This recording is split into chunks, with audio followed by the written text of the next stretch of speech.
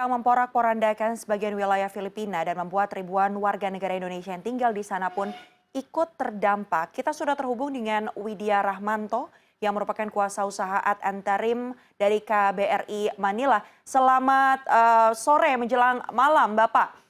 Bapak, kita perlu update sejauh ini berarti berapa total warga negara Indonesia yang terdata terdampak badai Topan Ray ini dan bagaimana kondisinya?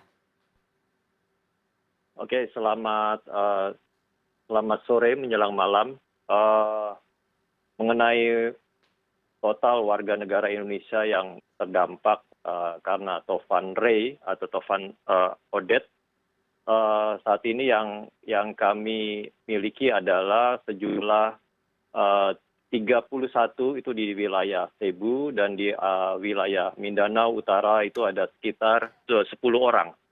Mhm. Berarti itu artinya ada sekitar 41 orang ya, Pak ya? 40, iya. Baik, 41 orang. 40, iya, Iya, yang info terdata dalam sistem kami di KBRI maupun di KJRI Davao. baik, informasi terkini di sana, bagaimana kondisinya di dua wilayah tersebut? Apakah memang masih kesulitan untuk mendapatkan listrik, kemudian mendapatkan pasokan air bersih? Ya, berdasarkan informasi dari berita, dari briefing Kementerian Luar Negeri dan juga dari informasi warga kita yang berada di sana, Mhm, masalah yang banyak dihadapi adalah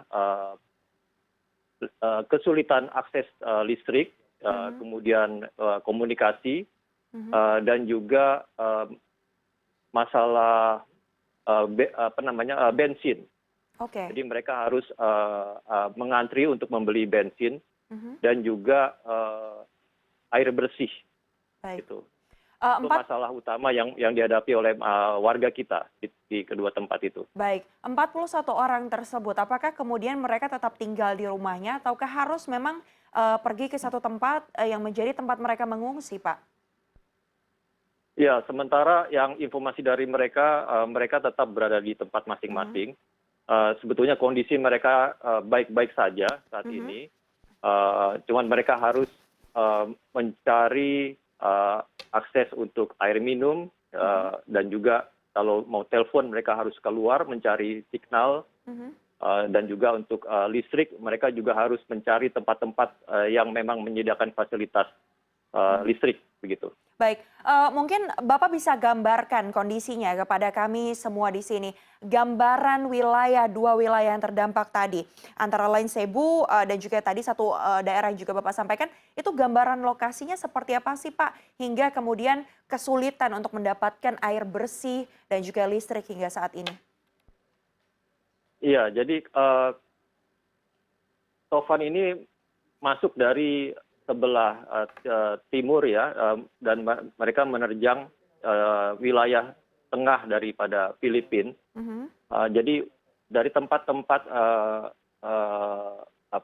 Mindanao Utara, kemudian mhm, Visayas Tengah, kemudian keluar melalui Palawan, mhm, itu kurang lebih ada 6 sampai 7 region atau provinsi yang mengalami eh,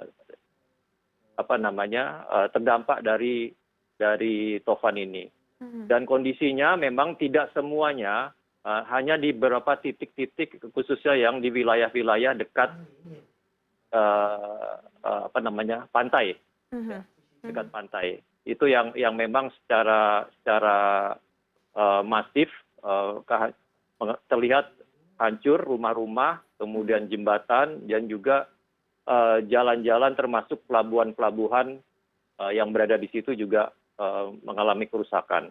Sehingga akses ke tempat itu juga sampai saat ini masih sulit ya mhm, karena mereka masih banyak timbunan-timbunan rumah-rumah dan pohon-pohon yang tumbang, mhm, dan banyak juga orang-orang yang disebut masih terisolasi mhm, sebetulnya mhm.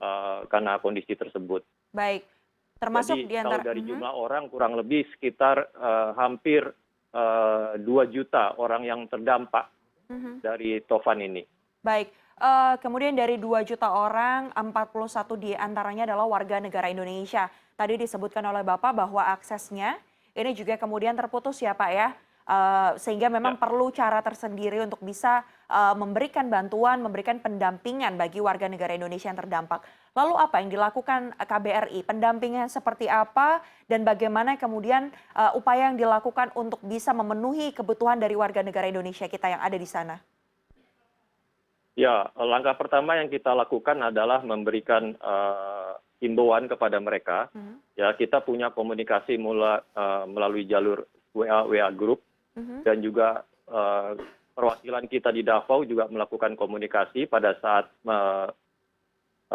Tovan itu tiba, ya, mhm, dan juga melalui yang kita sebut penghubung ya, WNI penghubung itu kita tiap hari mengecek mhm. kondisi mereka. Nah, dari laporan kita sebetulnya tidak ada korban jiwa, belum ada laporan korban jiwa dari Mhm, warga kita, dan dari hasil monitoring kita dan laporan dari warga kita, kondisinya baik, mhm. cuman mereka menghadapi kendala yang saya sebutkan tadi.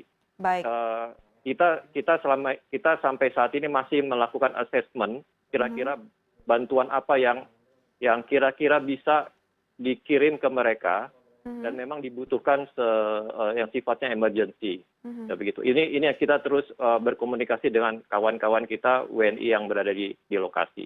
Oke, sejauh ini berarti sudah ada bantuankah Kak, Pak, yang diserahkan atau diberikan kepada eee, WNI yang Ya, ada di wilayah ya, tersebut? bantuan sudah kami siapkan. Saat ini kami sedang menunggu proses pengiriman karena Oke. memang tidak mudah mengirim semacam logistik ya Mhm, ke mhm, rekan-rekan di sana, mhm, selain karena keterbatasan pesawat dan juga akses ke tempat mereka juga tidak mudah gitu. Jadi mhm. kami sangat tergantung dengan beberapa titik WNI penghubung yang nanti akan menjadi distributor dari bantuan-bantuan kami. Baik, Bapak, berbagai upaya pasti dilakukan oleh KBRI ya untuk memenuhi kebutuhan dari WNI kita yang ada di sana.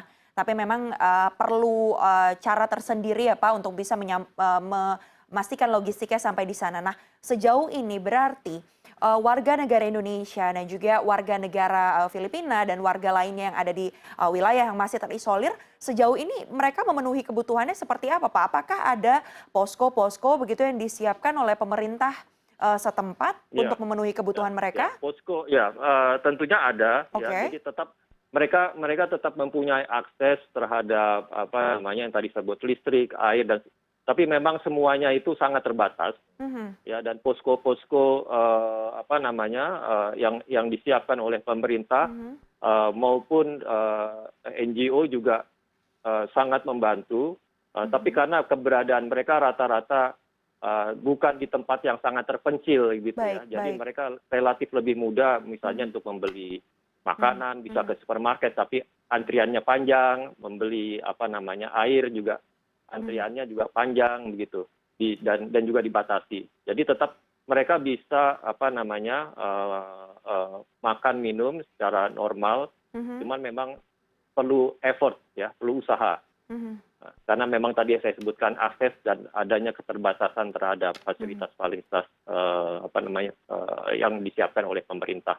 Baik, Bapak terakhir, sepertinya memang akses untuk bisa, menjangkau ke lokasi tersebut ini masih menjadi, PR besar ya, Pak, ya. Sejauh ini apa kemudian upaya yang dilakukan oleh pemerintah Filipina dalam hal ini untuk memastikan bahwa aksesnya nanti bisa segera, dilalui, jadi distribusi bantuan Ya, logistik ini bisa, terus dilakukan. Apa, Pak, upaya-upaya yang dilakukan? ya, mereka sekarang menempatkan ribuan polisi Mhm, dan tentara untuk memastikan bahwa bantuan-bantuan yang akan masuk itu bisa langsung diterima ke titik-titik yang memang dianggap oke, sangat membutuhkan. baik, Bapak.